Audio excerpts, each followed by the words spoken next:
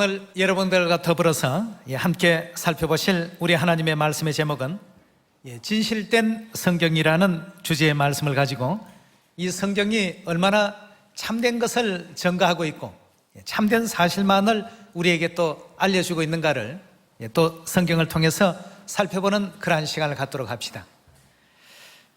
지금 이제 이 지구촌이라는 작은 별 안에 12,760km 직경밖에 안 되는 작은 별 속에서 70억 인구가 지금 살고 있습니다.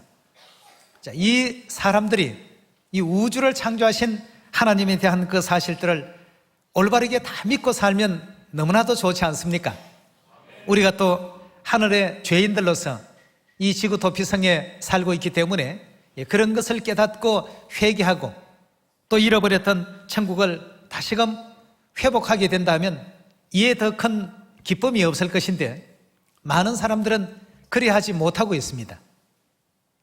그런 이유 중에 가장 큰 이유가 있다고 한다면 성경이 좀 과학적이지 못하고 비논리적이다. 이러기 때문에 성경을 믿지 못한다라고 하는 많은 사람들을 우리가 전도를 하는 과정에서도 많이 만나볼 수 있습니다. 그럼 과연 성경이 비논리적이며 비과학적인가? 전혀 그렇지 않습니다. 성경은 과학보다도 엄청 더 많은 세기, 수백 년을 앞서가면서 오늘의 과학을 이끌어가고 오늘의 이 순간에도 과학자들이 다 발견치 못한 이런 놀라운 진실들을 하나님께서는 성경의 그 진실한 그 기록을 통해서 세상 모든 만민들에게 알려주고 있습니다.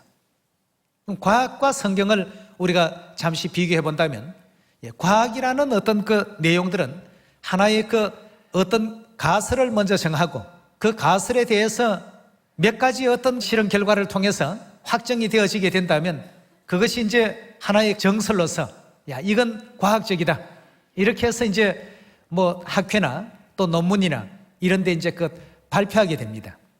그럼으로써 비로소 일반 사람들에게 그것이 이제 상식적인 어떤 내용으로 전달이 되게 되죠.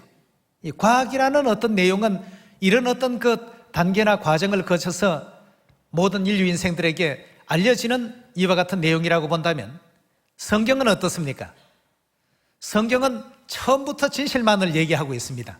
또 실험을 통해서 비가 뭐 하늘에서 내려와서 다시 그것이 물이 가늘게 수증기로 변해서 하늘로 올라가서 비구름이 되고 그 다음에 또 사람들에게 쏟아져 내리는 이런 어떤 그 강수의 현상에 대한 이런 내용조차도 이미 성경 속에서는 수천 년 전부터 그러한 가르침이 있고 기록이 있습니다. 성경은 어떤 가설이 아니라 진실된 참된 어떤 정설을 처음부터 말씀해 오셨고 이것이 어떤 실험이나 사람들의 어떤 그 연구 결과에 의한 그런 것을 토대로 하는 것이 아니라 처음부터 진실이고 또 중간에도 진실이고 나중도 진실이고 영원토록 진실한 것입니다. 그러나 거기에 비해서 과학이라고 하는 것은 어떤 한 가지의 정설이 세워져도 시대가 변하고 시간이 흐르고 더 많은 사람들의 어떤 지식이 생겨나게 되면 그 정설조차도 어떻게 됩니까? 뒤바뀌게 되고 뒤집어 엎어집니다. 한 예를 든다면 그 천동설, 이제 우주의 중심은 지구고 해나 달이나 또 금성, 수성, 목성, 화성 이런 것이 이제 태양계에 있는 별들이 지구를 중심으로 해서 돈다라고 했던 이와 같은 이제 그 과학적인 지식을 가졌던 그런 어떤 시대가 있었습니다.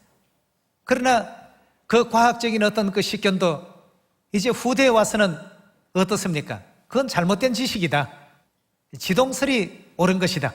이렇게 해서 이제 그 설들이 변하기 쉽고 바뀌기 쉽습니다. 그러나 우리 하나님 말씀은 수천 년 전이나 수만 년 전이나 존재하셨던 그 말씀이 나중에 가서 바뀌는 법이 있습니까? 한번 하신 말씀은 연속성이 있습니다. 뭐 누구의 어떤 실험 결과에 의해서 이건 아니기 때문에 이렇게 바꾼다. 이런 어떤 내용이 없습니다. 그런데도 불구하고 세상 모든 사람들은 하나님의 말씀보다는 과학자들의 말을 더 신뢰를 합니다. 참 안타까운 일이죠. 하나님은 처음부터 진실만을 말씀해 오셨고 또 오늘날도 진실만을 말씀하시고 영원토록 진실 속에서 존재하시기 때문에 하나님은 진리 그 자체 아니시겠습니까? 그래서 오늘 여러분과 더불어서 과연 이 성경이 비과학적이고 또 비현실적인 것이며 비논리적인 것인가, 우리 오늘 그 내용을 성경을 통해서 확인을 해보는 것이 가장 좋은 방법이라 여겨집니다. 욥기 26장 같이 보도록 하겠습니다. 욥기서는 지금으로부터 약 한 3,500년 전 기록이 되겠습니다. 그는 북편 하늘을 어디에다 펴셨다고요? 허공이라고 한다면 어디입니까?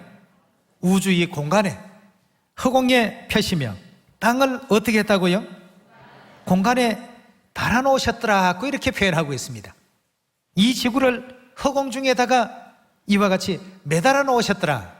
3,500년 전 과학적인 식견으로서는 도무지 이 사실에 대해서 인정할 수 없는 이와 같은 상황입니다. 여러분들이나 우리 모두가 잘 알고 있는 아이작 뉴턴이라는 사람이 만유인력이라는 그 법칙을 발견하기 전까지만 하더라도 이 우주의 그 별과 별들이 서로 하나의 어떤 인력에 의해서 서로 끌어당기는 이와 같은 인력에 의해서 우주 공간에 떠 있다는 이 사실에 대해서는 그 누구도 과학적인 어떤 설명을 할 수 없었던 부분입니다. 불과 그것이 한 400년 이전의 어떤 그 생각이었다고 한다면 이건 지금 3,500년 전, 3,000년 이상 이전에 우리 하나님께서 성경 가운데 욥을 통해서 기록하신 이 욥기서 26장 7절 가운데 그는 북편 하늘을 허공에 펴시며 땅을, 이 지구를 어떻게 했다고요? 이 허공 중에 매달아 놓으셨더라고 했습니다. 그 당시는 도무지 하나님의 이와 같은 이 말씀의 뜻을 헤아릴 길이 없었습니다. 이해가 안 됐죠. 이런 어떤 과학보다도 무려 3,500년 앞서가고 있는 우리 하나님께서 지구가 공중에 매달아 놓으셨다라고 하는 이 사실은 기록상에 이렇게 나타났을 뿐이지 이미 하나님은 천지 만물을 창조하실 때부터 이 지구를 우주의 그 공간에 매달아 놓으시지 않았습니까? 이제 우리 선지자를 통해서 글로 또는 어떤 언어로 후대 사람들에게 전하기 위한 이와 같은 그 목적으로 성경에 이렇게 기록하기 훨씬 이전부터도 하나님은 그 모든 사실을 다 알고 이와 같이 인류를 구원에 이르게 하기 위해서 구속의 그 기나긴 그 역사를 진행해 오셨던 것입니다. 근데 지구가 공중에 매달려 있다라고 하는 것은 불과 이제 몇백 년 전 얘기입니다. 과학이 밝혀낸 지식으로서는 그 정도밖에 안 됩니다. 그런데도 불구하고 많은 사람들은 성경이 비과학적이다, 비논리적이다, 이렇게 이제 어리석은 얘기를 하고 있습니다. 안타까운 일 아니겠습니까? 자, 여기뿐만 아닙니다. 36장 24절의 말씀 보시면 너는 하나님의 하신 일을 찬송하기를 잊지 말지니라. 인생이 그 일을 노래하였나니라. 그 일을 모든 사람이 우러러 보나니 먼 데서도 보나니라. 하나님은 크시니 우리가 그를 알 수 없고 그 연수를 계산할 수 없나니라. 그가 물을 가늘게 이끌어 올리신즉 그것이 안개되어 비를 이루고 그것이 공중에 내려 사람 위에 쏟아지느니라 그랬습니다. 이건 이제 물의 어떤 그 순환 과정을 얘기하고 있습니다. 물을 가늘게 이끌어 올리신다는 것은 수증기가 되어서 바다라든가 우리가 살고 있는 그 주변의 모든 그 생활 용수에서 그 물들이 증발되면 뭘로 바뀝니까? 수증기가 되는데 수증기가 되는 그 현상을 성경은 가늘게 이끌어 올리셨다고 이렇게 표현하고 있습니다. 그것이 안개되어 비를 이루었고 그것이 공중에서 내려서 사람 위에 쏟아지더라고 했습니다. 이제 수증기가 공중에서 얼음 알갱이가 되어서 구름을 형성하게 되고 그리고 어느 정도 적당한 그 기온 변화에 의해서 다시 사람에게 또 내려서 땅에 지상에 있는 물은 하늘로 올라가고 하늘에서 그 응결되었던 이와 같은 그 물들은 다시 사람들에게 비로소 이제 그 쏟아지게 되는 물에 이제 그 순환되는 이 과정을 이미 3,500년 전 하나님께서는 욥을 통해서 설명하고 있습니다. 근데 이와 같은 어떤 내용이 과학적으로 등장하고 과학적으로 알려지기 시작한 것은 불과 16세기, 17세기경에 페라울트라는 과학자와 마리오테라는 그 과학자가 프랑스의 그 세느강의 어떤 강수 조절되는 어떤 그 내용을 통해서 모든 그 학교에 이와 같은 그 과학적인 내용을 발표하게 됨으로 말미암아서 그때부터 이제 비로소 사람들은 지상에 있는 모든 물들이 이렇게 수증기가 되어서 증발하고 있구나, 증발되어서 공중에서 구름을 형성하고 이것이 어떤 적당한 기온을 만나게 된다면 기후변화에 의해서 다시 사람들에게 쏟아지는 비가 되고 있구나. 그때부터 사람들에게는 비가 왜 이렇게 오는지, 또 물이 증발해서 공중으로 올라가는 이 모든 순환 과정을 16세기, 17세기경이라고 한다면 불과 이제 한 400년, 남짓 한 이런 정도밖에는 되지 않습니다. 그러나 우리 하나님께서는 욥을 통해서 언제요? 3500년 전에 미리 이와 같은 모든 그 기록들을 해놓게 되었습니다. 그러나 어리석게도 성경을 잘 알지 못하는 사람들은 성경이 비과학적이다, 또 비논리적이다, 또 사실에 전혀 근거되지 않는 어떤 그 몽상적인 그런 어떤 그 내용을 담고 있다, 이런 등등의 내용을 통해서 성경을 폄하하는 이런 이제 그 어리석음을 범하고 있습니다. 그러나 지금의 우리가 두 점검만 하더라도 지구가 공중에 달려 있다는 이 만유인력 법칙이 뉴턴에 의해서 학계에 이제 그 보고가 되고 세계에 공포되기 전까지만 하더라도 지구가 공중에 매달려 있다, 이건 상상도 할 수 없었던 일입니다. 인도 사람들은 이 지구가 평평한 땅인데 아주 거대한 거북이가 그 평평한 땅을 지탱하고 있다, 이렇게 이제 지금 생각들을 하고 있었다고 합니다. 아주 막연한 그런 생각을 했습니다만, 그러나 이제 르네상스 문예 부흥기 이후로 사람들이 암울했던 어떤 그런 무지 상태에서 하나씩 둘씩 깨어나기 시작했습니다. 이 많은 이제 과학자들이 우리가 살고 있는 생활에 대해서 관심을 갖기 시작했습니다. 비는 왜 올까? 이 엄청난 비는 어디에 있다가 이렇게 올까? 이런 등등을 생각하다 보니까 하나님께서 이 지상의 물을 끌어다가 공중으로 보내고 공중에서 적당한 온도를 만나면 다시 이 땅으로 쏟아내리는, 말 그대로 전자동 시스템을 하나님께서 가동하고 계신다는 사실을 인류 인생들은 불과 그 지식을 갖기 시작한 지가 400여 년 정도밖에 안 됩니다. 과학이 발견한 이와 같은 지식 말이죠. 그러나 우리 하나님께서 알려주신 지식은 3500년 전에 이미 이 모든 일들이 이렇게 존재되고 있고 이런 시스템을 하나님께서 지금 운용하고 계신다는 사실을 우리에게 알려주고 있지 않습니까? 예. 아무리 과학이 발달했다 하더라도 성경은 항상 과학보다도 수천 년 먼저 앞서가고 있습니다.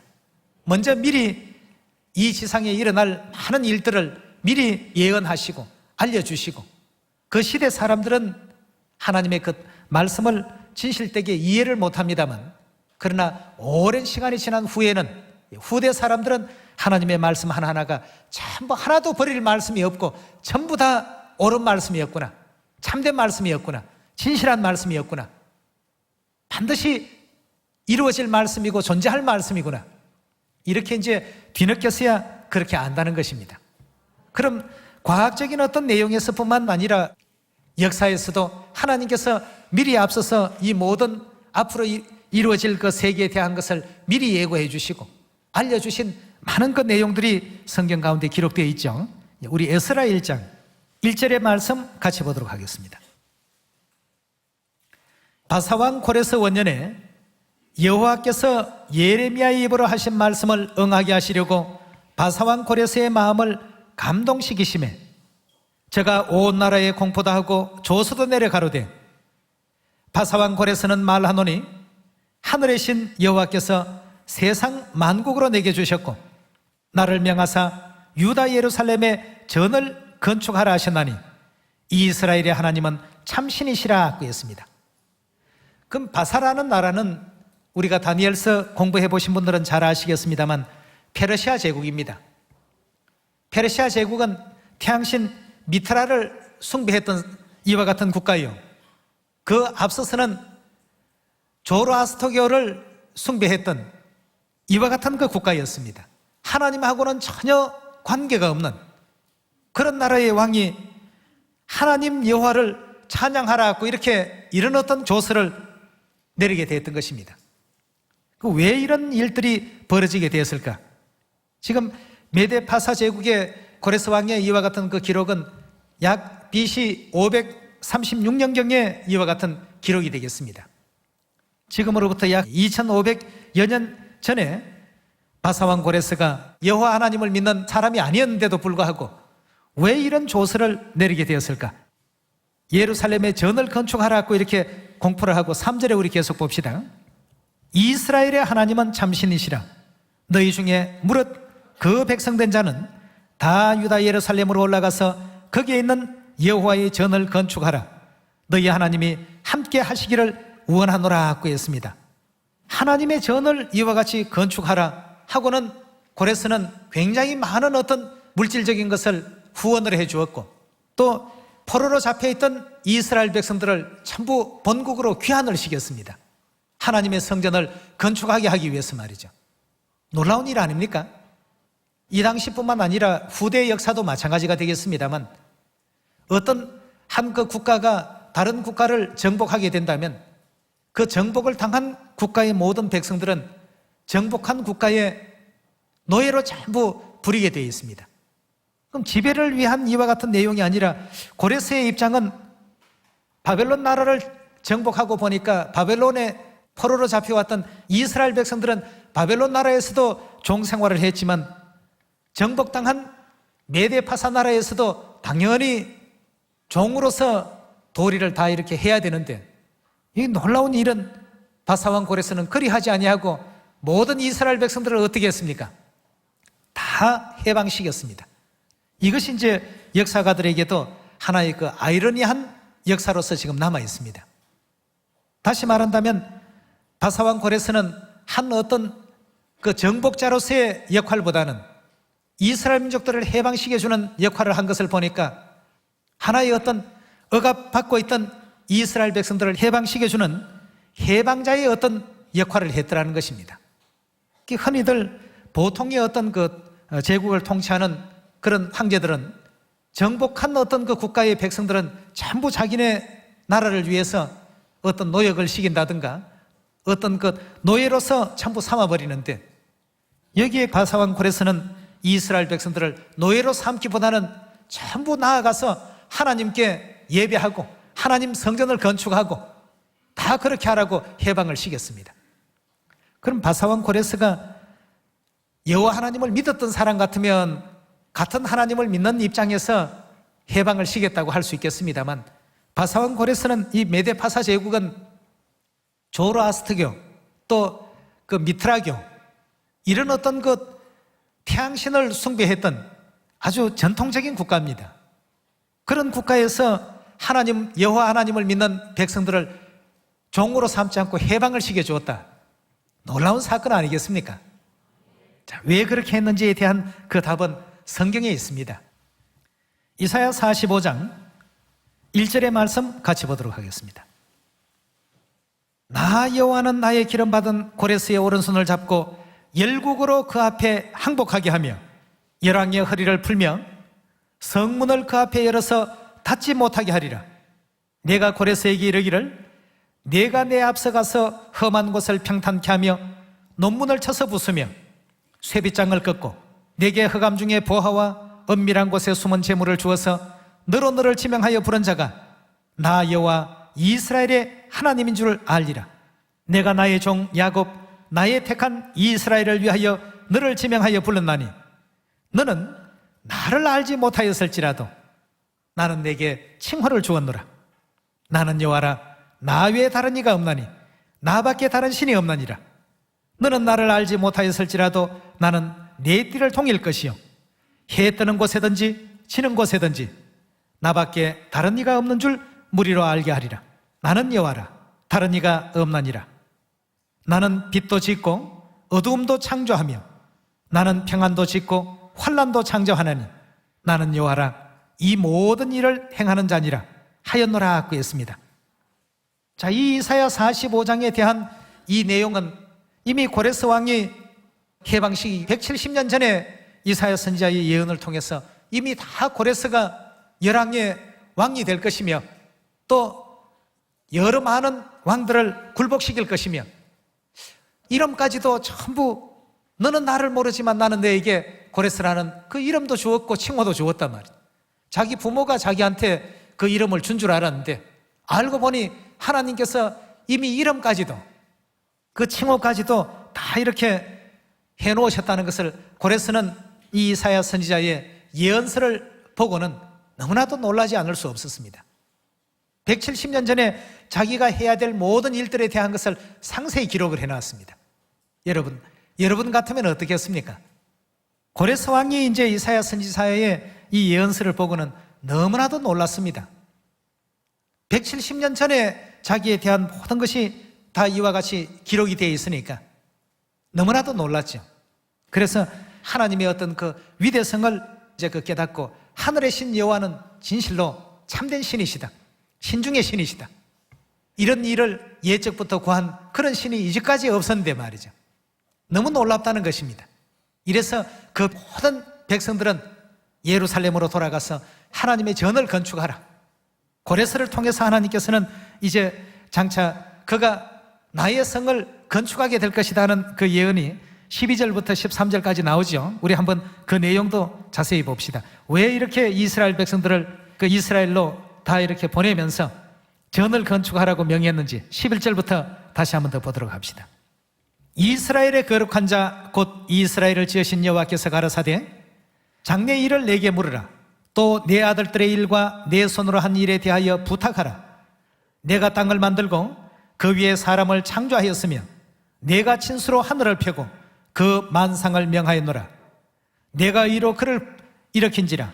그의 모든 길을 곧게 하리니 그가 나의 성읍을 건축할 것이며 나의 사로잡힌 자를 값이나 갚음 없이 어떻게 한다고요? 놓을 것이다 하는 이 예언까지도 다 돼 있으니까 이 고레스는 너무너무 참 놀란 것입니다. 역사가들은 이제 성경을 조금만 더 살펴보고 진리에 대한 것을 바로 알았더라고 한다면 이미 170년 전 이 선지서에 기록되어 있는 고레스를 향한 하나님의 예언의 말씀을 통해서 고레스에게 이런 어떤 심적 변화가 있었구나 이해할 수가 있을 것인데 이런 걸 모르고 단순한 어떤 일반 통념적인 그런 어떤 황제 또 정복자 이런 관념으로 보니까 이해가 안 되죠. 왜 정복 국가의 그 국민들을 갖다 노예로 삼지 않고 해방시켰을까? 그 고레스가 이스라엘 왕도 아닌데 말이죠. 이스라엘 왕이라면 자국 백성들을 종에서 그 해방시키기 위해서 그런 어떤 전쟁을 했다고 볼 수도 있겠는데 이스라엘 임금도 아닌 사람이 페르시아 제국의 임금입니다. 그런데 이스라엘 백성들을 노예로 삼지 않고 그렇게 해방시켰다는 것 참으로 놀라운 일이죠. 거기에는 170년 전 이사야 선지자의 이와 같은 기록이 있었습니다. 그가 갚음이나 값없이 이스라엘 내 백성들을 그 사로잡힌 자에게서 다 해방시킬 것이며 나의 성읍들을 다 건축할 것이다. 이렇게 하니까 에스라 1장 1절에 나타난 그 일들이 이제 막 벌어지기 시작했던 것입니다. 이런 모든 역사적인 어떤 부분들도 전부 우리 하나님께서 주관하시고 과학도 운용하시고 이끌어 가신다는 것을 이런 내용을 통해서 우리가 너무 정확하게 이해할 수 있지 않겠습니까? 그럼 역사가 정언하고 있는 이 내용을 고레스 왕의 어떤 역사에서만 볼 것이 아니라 다니엘 선지서의 예언 속에서도 한 번 더 우리 하나님께서 시대와 역사도 이끌어 가신다는 것을 확인해 보도록 합시다. 다니엘서 8장 19절의 말씀 보시면 하나님께서는 다니엘서 2장을 통해서 다니엘로 하여금 장차 있을 등장할 그 제국들에 대한 것을 나타내시고 설명하게 하셨고 결국 그로 말미암아서 하나님을 대적하는 어떤 한 종교단체가 로마 제국에서 이제 일어날 것도 예언하셨고 또 예시해 주신 바가 계십니다. 다니엘 8장으로 넘어오겠습니다. 8장 19절입니다. 가로되 진노하시는 때가 마친 후에 될 일을 내가 내게 알게 하리니 이 이상은 정한 때 끝에 관한 이름이니라. 내가 본 바 두 뿔 가진 수양은 뭐라고 했죠? 메대와 바사왕들이요 라고 했습니다. 이 당시 다니엘이 이 계시를 볼 때에는 아직도 바벨론 제국이 무너지지 아니하고 존재하고 있던 그 시절입니다. 그 시절에 다니엘을 통해서 이제 우리 하나님께서 천사를 통해서 알게 하신 그 내용이 20절에 보면 내가 본 바 두 뿔 가진 수양은 메대와 바사왕들이라 하고 했습니다. 자, 메대 제국, 페르시아 제국이 아직 바벨론을 무너뜨리기 전에 어떤 일입니다. 그 다음 21절입니다. 털이 많은 수염소는 어느 나라라고요? 헬라 왕이요. 헬라 하면 그리스죠. 그리스 하면 우리가 역사적으로 많이 알려져 있는 그 왕의 이름은 알렉산더 대왕이라는 왕이 있었죠. 수염소는 곧 헬라 왕이요. 그 두 눈 사이에 있는 큰 뿔은 곧 그 첫째 왕이요. 이 뿔이 꺾이고 그 대신에 네 뿔이 났은즉 그 나라 가운데서 네 나라가 일어나되 그 권세만 못할 것이라 하고 했습니다. 자, 여기 지금 다니엘 2장, 다니엘 7장 우리가 이미 공부하신 분들은 다 이렇게 기억이 나는 부분입니다. 이미 바벨론 제국의 그 후반부 정도의 어떤 역사의 그 다음에 일어날 나라들에 대해서 두 뿔 가진 수양은 뭐라고 했죠? 메대와 바사왕들이라 하고 했습니다. 페르시아 제국이 바벨론 제국을 이제 뒤엎고 자신의 그 영토를 더 확충시킨 내용은 이미 다니엘 7장을 통해서 우리가 공부를 한 바가 있습니다. 역시 여기서는 수양으로 묘사가 되어 있습니다만 메대 바사왕들이 일어날 것이라는 예언을 했습니다.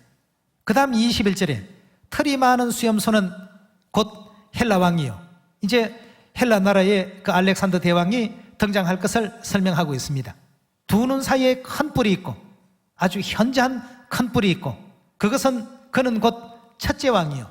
즉 알렉산더 대왕이었죠. 근데 알렉산더 대왕이 나이 25세 세계 원정길에 나서서 33세 즉 8년이라는 짧은 그 시간 동안에 전투를 통해서 많은 나라를 정복을 했죠. 그래서 마케도니아로부터 시작해서 인도에 이르는 아주 광활한 그 대영토를 이제 건설하게 되는데요. 그렇지만 그렇게 그 강력했던 그 왕이었지만 그가 이제 죽고 난 다음에 그 나라가 더도 덜도 아니고 몇 개 나라로 나눠집니까? 카산더, 셀류커스, 리시마커스, 탈렘이라는 네 그 부하 장수에 의해서 더도 덜도 아니고 땅이 넷으로 나눠졌습니다. 나눠지는 것을 성경에서는 네 뿔이 났더라 하고 했습니다. 다니엘이 살았던 시대는 바벨론 시대입니다. 바벨론 시대 속에 앞으로 장차 나타날 이와 같은 그 헬라 제국이 네 나라로 쪼개질지 5개로 쪼개질지 10개로 쪼개질지 어떻게 합니까? 이 모든 것이 시대와 역사를 이끄시는 누구의 섭리 속에 있기 때문에 이 모든 것이 정확하게 지금 이루어지고 있습니까? 하나님의 그 섭리 속에 있기 때문에 헬라 제국이 등장하지도 아니했던 이 시대에 예언하기를 앞으로 헬라라는 나라가 등장할 것이다.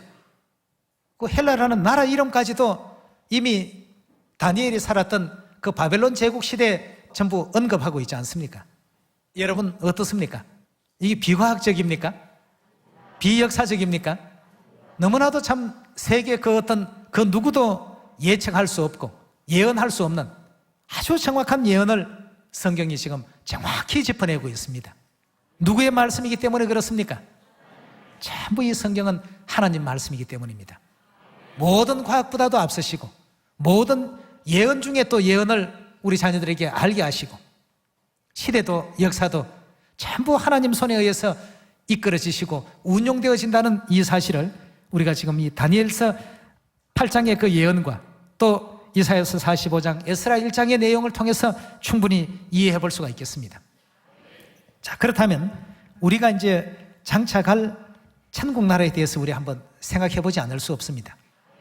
이제까지 과학도 역사도 전부 하나님의 어떤 뜻에 의해서 하나님께서 정확히 알려주셨고 정확히 짚어주셨습니다. 다니엘 7장은 또 예언의 진수라고도 볼 수 있지 않습니까? 작은 뿔 하나가 나서 새 나라를 뿌리째 뽑고 말이죠. 10뿔 가운데 새 나라를 송두리째 없애는 이런 모든 놀라운 그 역사 이미 여러분들이 다 공부했기 때문에 언급할 필요는 없겠습니다만 이런 모든 것을 바라보게 된다면 어찌 하나님이 안 계신다고 말할 수 있겠으며 천국 나라가 없다라고 말할 수가 있겠습니까? 우리 하나님은 틀림없이 존재하십니다. 존재하지 아니하시고는 어떻게 인간의 어떤 그 모든 학문을 뛰어넘고 과학을 뛰어넘어서 항상 이 시대를 이끌어 가시고 진행하시고 또 역사에 가시는 이런 어떤 큰 힘을 가지셨는지, 그 하나님 아니면 누가 과연 이 일을 이뤄낼 수가 있겠습니까? 참으로 놀라우신 우리 하나님의 섭리라고 볼 수 있겠습니다. 자, 그렇다면 이런 과학적인 부분에서도 또 역사적인 부분에서도 우리 하나님은 틀림없이 존재했고 이방 나라의 고레스 왕마저도 탐복을 하게 만든 그런 우리 하나님이셨습니다. 이 고레스 왕은 키르스 황제라고 이렇게 표현이 세계 역사 속에서는 많이 등장하고 있죠. 아무튼 그런 왕들조차도 자신들이 해야 될 일들보다는 하나님 이루어 가시는 그 일에 하나의 어떤 동력자가 되게끔 해 가시는 우리 하나님의 놀라운 그 섭리를 바라보게 될 때, 그렇다면 이 일에 대해서는 과연 여러분들과 저는 어떻게 생각해야 될까? 우리 오늘 마지막 그 질문을 여러분들에게 한번 드려보도록 하겠습니다. 계시록 21장 1절의 말씀 보도록 하겠습니다. 또 내가 새 하늘과 새 땅을 보니 처음 하늘과 처음 땅이 없어졌고 바다도 다시 있지 않더라. 또 내가 보매 거룩한 성 새 예루살렘이 하나님께로부터 하늘에서 내려오니 그 예비한 것이 신부가 남편을 위하여 단장한 것 같더라. 내가 들으니 보좌에서 큰 음성이 나서 가로되 보라, 하나님의 장막이 사람들과 함께 있음에 하나님이 저희와 함께 거하시리니 저희는 하나님의 백성이 되고 하나님은 친히 저희와 함께 계셔서 모든 눈물을 그 눈에서 씻기심에 다시는 뭐이 없어진다고요? 사망이 없고 또 애통하는 것이나 곡하는 것이나 아픈 것이 다시 있지 아니하리니 처음 것들이 다 지나갔음이라. 보좌에 앉으시니가 가라사대 내가 만물을 새롭게 하노라 하시고 또 가라사대 이 말은 신실하고 참되니 기록하라 하고 했습니다. 하나님께서 이건 틀림없는 신실한 말이다, 거짓이 아니다, 참된 말씀이다, 모든 눈물을 다 눈에서 씻겨주시고 다시는 사망도 애통도 아픔도 없는 기쁨과 평화와 또 즐거움과 희락만이 영원하고 영원한 그 세계를 하나님께서 펼쳐주시겠다 하고 했습니다. 여러분, 지금까지 모든 과학도 지금까지 모든 역사도 누구에 의해서 이끌어졌고 진행이 되어 왔습니까? 그걸 사람들이 이제 와서야 조금씩 압니다. 3000년이 지난 이후에 와서야 조금씩 하나님께서 만들어 놓으신 세계가 정말이었구나, 정말 성경에 기록되어 있던 그 기록들이 정말이었구나, 거짓이 하나도 없었구나, 그 욥 시대에 살았던 그 사람들의 과학적인 식견으로서 그걸 알 턱이 없습니다. 하나님의 어떤 성령의 감동을 받아 욥 자신도 그런 내용을 기록만 했을 뿐이죠. 그러나 그것이 오늘날에 와서 다 어떻게 됩니까? 사실이 입증이 지금 되고 있습니다. 또 고레스 왕이 개방시기 170년 전에 이사야 선지자의 그 모든 기록들, 아무도 고레스라는 사람이 누구인지 알지도 못했습니다. 근데 170년 뒤에 페르시아 제국의 고레스 왕에 의해서 바벨론의 포로로 잡혀있던 이스라엘 백성들을 전부 사로잡힌 자에게서 해방을 시켜주시고 하나님의 전을 건축하라, 이와 같은 영이 떨어지고 또 다니엘 선지자를 통해서 아직 시대는 바벨론 제국 시대인데 그 아래쪽에 몇백 년 뒤에 등장할 헬라 제국까지에 대한 내용도 하나님께서 자세히 설명하신 이와 같은 그 내용들을 통해서 오늘 우리는 이 성경이 얼마나 진실되고 참된 하나님의 말씀인가를 확인해 볼 수가 있겠습니다. 그렇다면 계시록 21장도 성경입니다. 그렇지 않습니까? 이 계시록 21장에 하나님께서 이 말은 신실하고 참되다고까지 확실히 도장을 찍어 주시면서 다시는 너희가 죽음의 사슬에서 고통스러워하지 않을 것이다, 애통하는 그런 세계가 너희들에게 주어지지 않을 것이다, 아픔이 넘치는 그런 세계도 없을 것이다. 여기에는 그런 내용이 좀 생략이 되었습니다만 함축적인 내용을 조금 이렇게 압축 파일을 좀 풀어서 이렇게 보면 말이죠, 그 속에는 많은 요소가 담겨 있습니다. 이제는 늙지도 않을 것이고, 안 그렇습니까? 미운 모양도 없을 것이고 전부가 다 아름다운 천사로 변화 있게 될 것이고 뭐 어떤 사람은 미흡게 생겼고 어떤 사람은 뭐 참 잘나게 생겼고, 하나님 이제까지 왜 이렇게 불공평하게 만드셨습니까? 아직도 만들어가는 과정이니까, 과정 속에서 불평할 것이 아니고 다 만들어지고 난 다음에 어떻게 만들어졌는가를 한번 확인을 해 보십시오. 아직까지도 창조의 과정입니다, 여러분. 모든 창조의 완성이 아니라 창조가 진행되고 있습니다. 영적 창조는 아직도 지금 진행 중입니다. 이 성경에 있는 그대로 반드시 이루어지게 될 것입니다. 그 사실을 우리가 확신을 하자는 겁니다. 22장 1절의 말씀 하나만 더 보도록 하겠습니다. 또 저가 수정같이 맑은 생명수의 강을 내게 보이니 하나님과 및 어린 양의 보좌로부터 나서 길 가운데로 흐르더라. 강 좌우에 생명나무가 있어 12가지 실과를 맺히되 달마다 그 실과를 맺히고 그 나무 잎사귀들은 만국을 소생하기 위하여 있더라. 다시는 저주가 없으며 하나님과 어린 양의 보좌가 그 가운데 있으리니 그의 종들이 그를 섬기며 그의 얼굴을 볼 터이요 그의 이름도 저희 이마에 있으리라. 다시는 밤이 없겠고 등불과 햇빛이 쓸데없으리니 이는 주 하나님이 저희에게 비치심이라. 저희가 세세토록, 여러분 어디에 기록되어 있습니까? 이 말씀이 성경에 기록되어 있으면 전부 다 이루어질 말씀입니다. 6절입니다. 또 그가 내게 말하기를 이 말은 어떻다고요? 신실하고 참된지라. 주 곧 선지자들의 영예 하나님이 그의 종들에게 결코 속히 될 일을 보이시려고 그의 천사를 보내셨도다 했습니다. 요한계시록 22장에 주신 이와 같은 진리의 그 내용도 세세토록 왕노릇하리로다. 성경에 있는 말씀이십니다. 여러분, 요한계시록 21장, 계시록 22장, 찬란한 우리 미래의 영광 아니겠습니까? 이것도 하나님께서는 이 말은 신실하다, 참되다, 이걸 헛되이 듣지 말라, 정확히 이렇게 알려주셨습니다. 이 소망을 가지고 우리 믿음의 경주 더 힘있게, 더 열심히 달려서 영원한 천국에 한 사람도 낙오되지 않고 다 참여할 수 있는 시온의 우리 모든 가족들 되어주시길 부탁드리면서 오늘 말씀 마치도록 하겠습니다. 감사합니다.